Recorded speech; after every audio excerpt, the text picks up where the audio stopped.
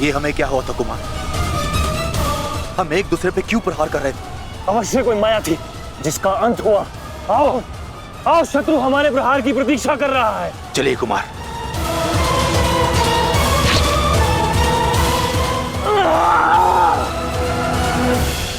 तुम्हारे कौशल और शौर्य को नमन है वृषसेन। अनुमान नहीं था कि कौरव सेना में ऐसे कुशल योद्धा से सामना होगा। सूर्यास्त में समय अभी शेष है अभिमन्यु, और हमारे तुनीरों में बाण नहीं। तो समय व्यर्थ ना करते हुए द्वंद्व आरंभ करें। तो मैं प्रस्तुत हूं योद्धा।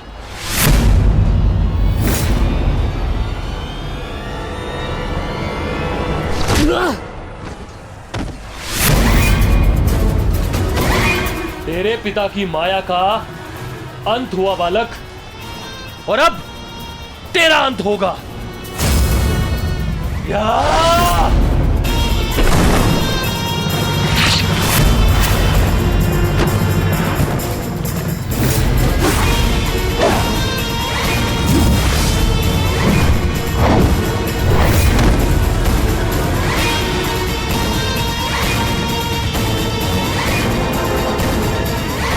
हार तब नहीं होती जब मनुष्य पराजित होता है। हार तब होती है जब वो हार मान जाता है। हार मत स्वीकारना पुत्र। इस कुरुक्षेत्र की भूमि को, इस महाभारत के युद्ध को तुम्हारी आवश्यकता है। अभी बहुत द्वंद्व शेष है।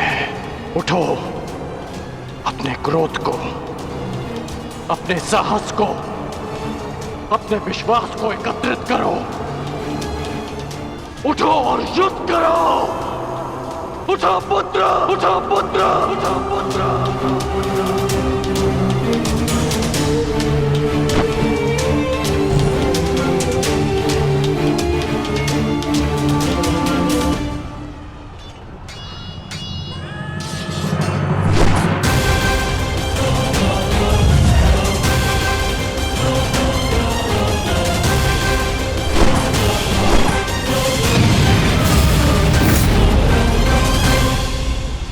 माधव, पितामह के प्रहार प्रतिक्षण बलशाली होते जा रहे हैं। हम उन्हें बहुत समय तक रोक नहीं पाएंगे। रोकना तो पड़ेगा पार्थ। जितना समय तुम इन्हें रोकोगे उतना समय भीम को मिलेगा कि वो दुर्योधन को परास्त कर युधिष्ठिर के समक्ष आत्मसमर्पण करने को विवश कर सके।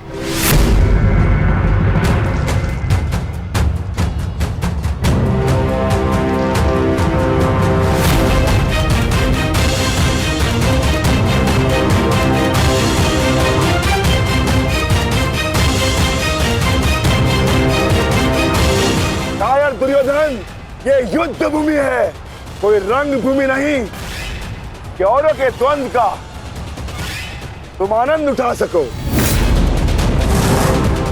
क्यों दुर्योधन, कायरों की भांति क्यों खड़े हो?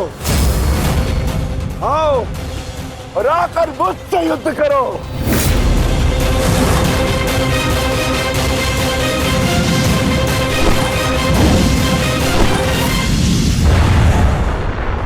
गंगापुत्र, शीघ्रता कीजिए। अर्जुन आपको द्वंद्व में उलझा रहा है। इधर भीम दुर्योधन की ओर बढ़ रहा है। महामहिम, कुछ कीजिए।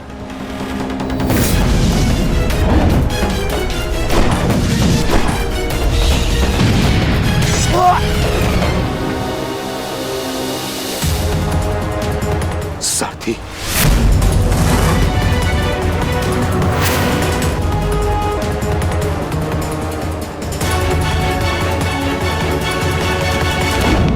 सावधान अर्जुन, क्या तो तुम युद्ध करना भूल गए हो या फिर तुम्हें युद्ध करने का साहस नहीं है?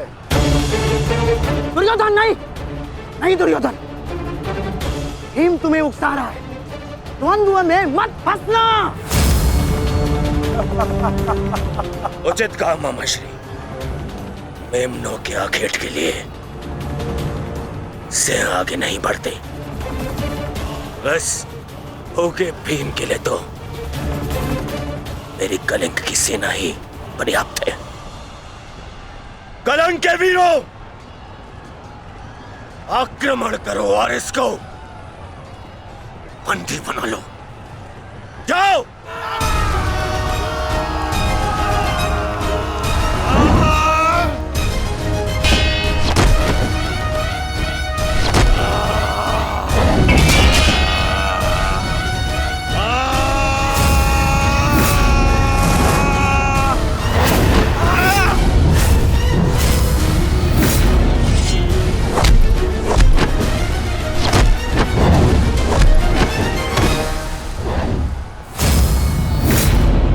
क्यों दुर्योधन, बस ये इतने से थे? अरे इनसे तो युद्ध करके मेरे हाथ पैर भी नहीं खुले।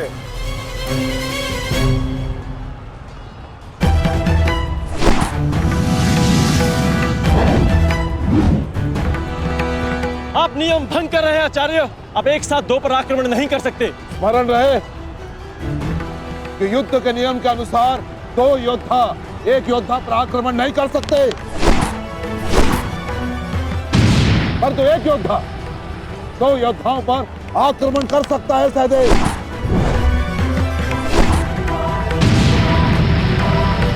क्या करें नकुल, कुछ करना होगा।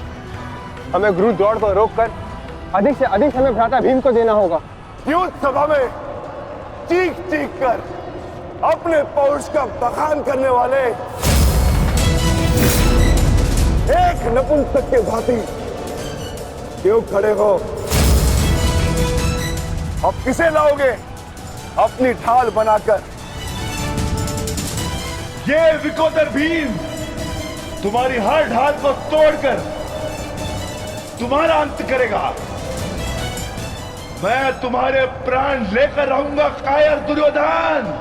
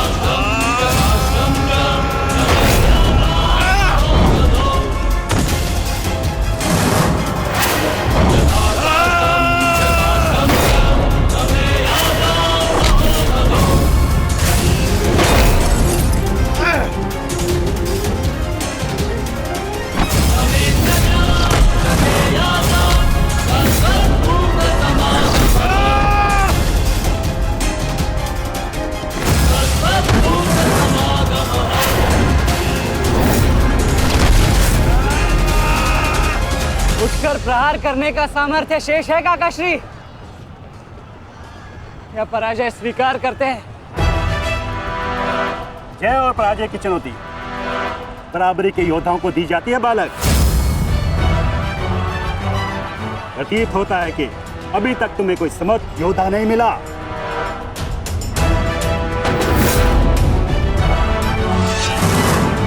मैं शब्दों के बाण नहीं चलाता नानाश्री। अच्छा, तो युद्ध करो या समर्पण करो।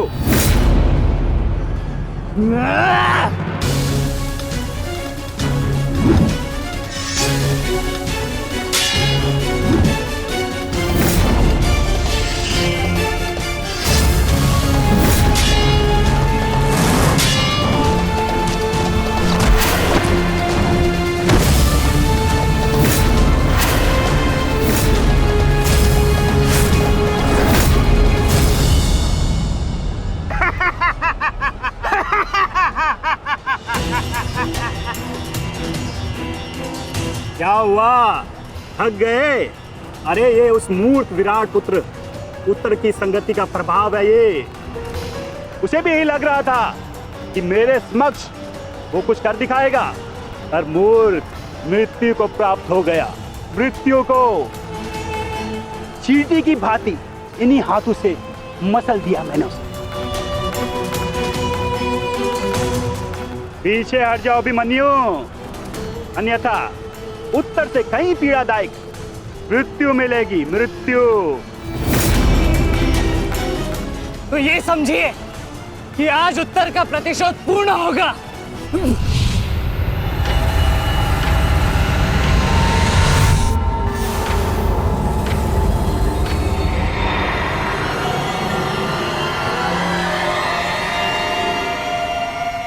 ऐसे मूर्खता कर रहे हो अभिमन्यु? मेरी शक्तियों के बारे में ज्ञात नहीं है। शत्रु का क्रोध मुझे और बलशाली बनाता है, बलशाली।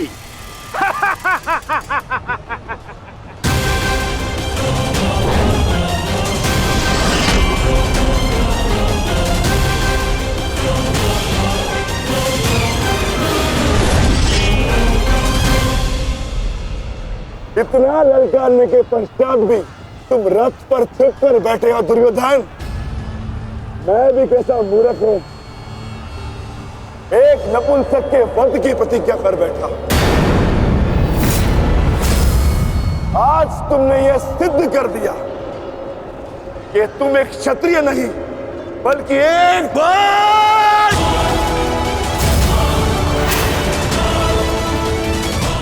बहुत हो गया। सावधान!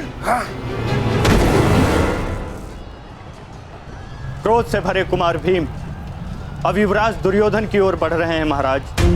मेरा दुर्योधन किसी संकट में तो नहीं ना?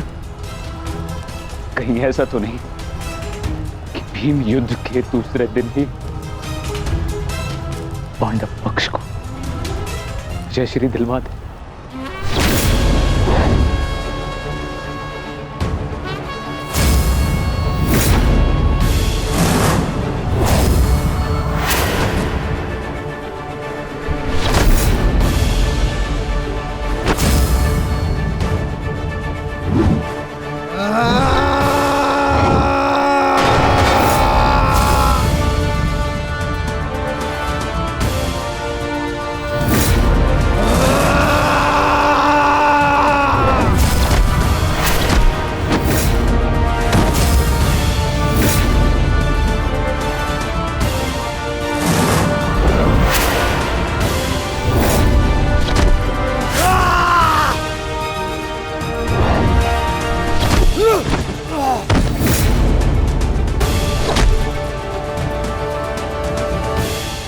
दुर्योधन मारो!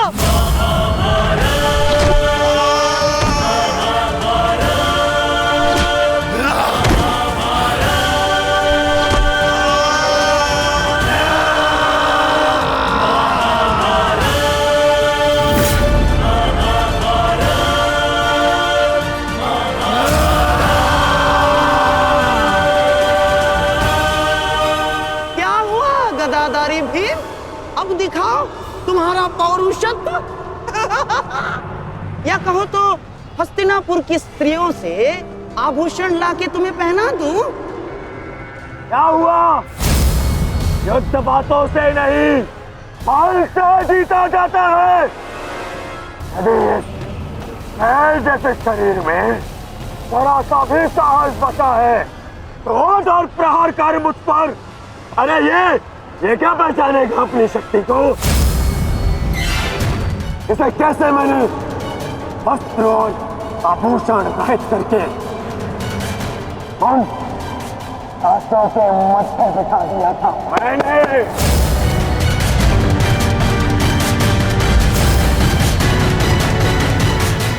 कदाचित ये भी भूल गया है कि कैसे मैंने बड़ी सभा में उस दासी द्रौपदी को उसका उचित स्थान दिखाया था।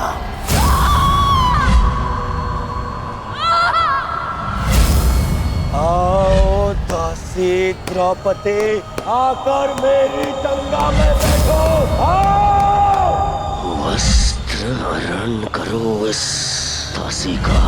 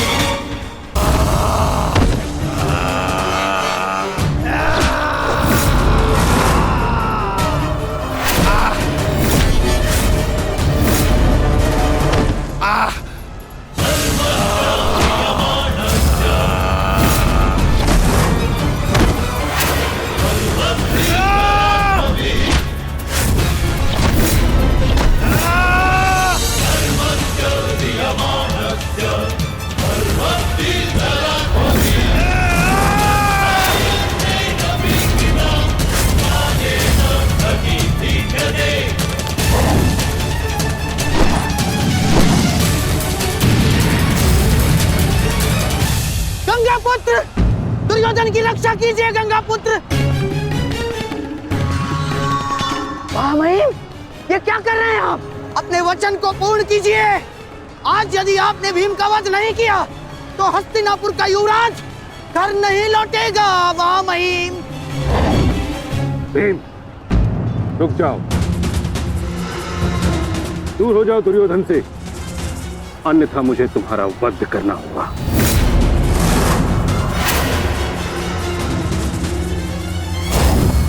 सावधान पितामह, यदि आपने भ्राता भीम पर प्रहार किया तो मुझे विवश होकर आप पर बाण संधान करना होगा। हट जाओ भीम। क्षमा चाहता हूं पितामह, आप अपना वचन पूर्ण कर रहे हैं तो मुझे भी अपनी प्रतिज्ञा का मान रखना है। आज मैं इस दुर्योधन का वध तो करके ही रहूंगा, चाहे इसके लिए मुझे स्वयं के प्राण क्यों न गंवाने पड़े।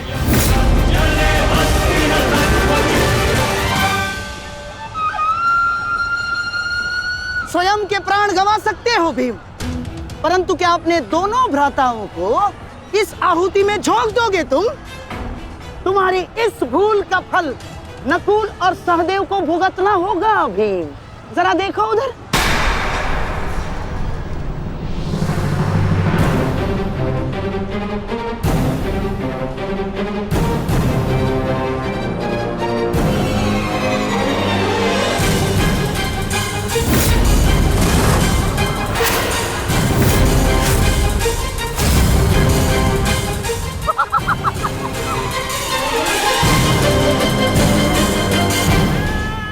पिताश्री,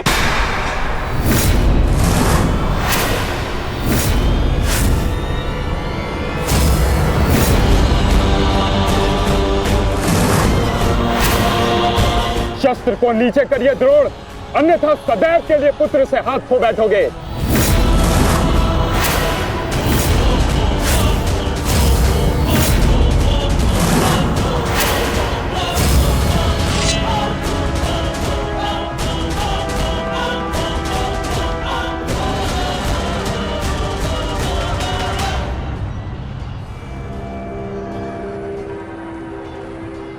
दुर्योधन, तेरा अंत आ गया है। तुम्हारे पास दो विकल्प शेष है दुर्योधन, या तो देश युधिष्ठिर के समक्ष आत्मसमर्पण करो, अपनी सेना को पीछे हटने का आदेश दो, या फिर अपने प्राण यमराज को समर्पित करो।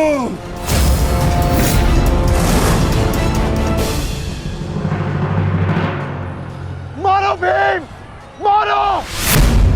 शीघ्रता करो भीम! इतनी भी क्या शीघ्रता है राजकुमार युधिष्ठिर?